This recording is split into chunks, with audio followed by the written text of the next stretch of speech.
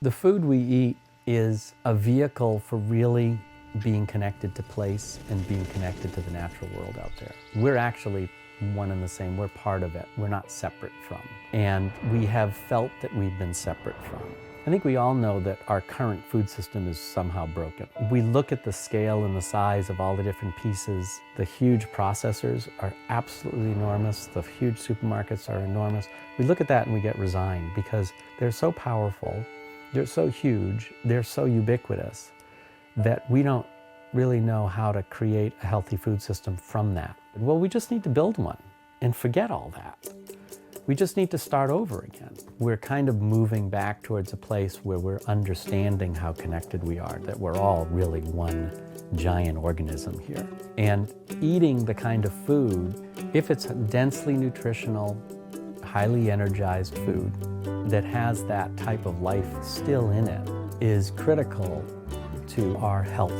And start with the farms. What's the right size farm? Because that's the piece that's the most important piece. At what scale can food be produced at its absolute best? We need to make as short a path from the farms to the families to the table as we possibly can. We're that missing link.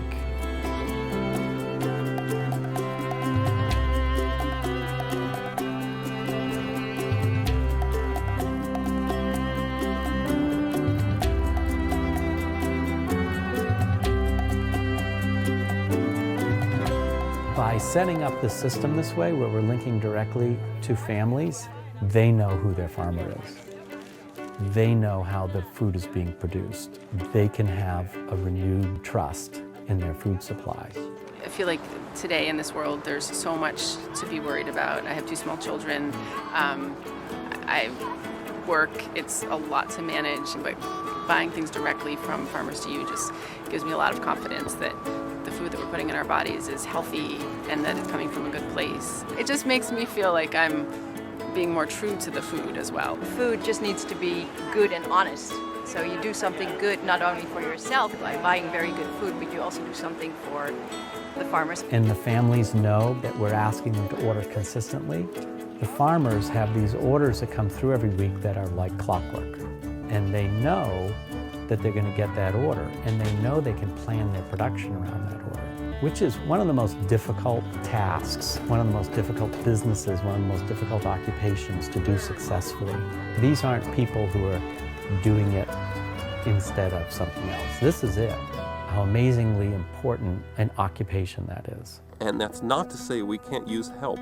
I keep coming back to the financial strain that a farmer is undertaking to scale things up appropriately to serve a customer, knowing that the weather's fickle and you may have a peach crop one year and not the next because of frost. So as consumers spend a little extra for this connection to their farm and how you're investing in your food system.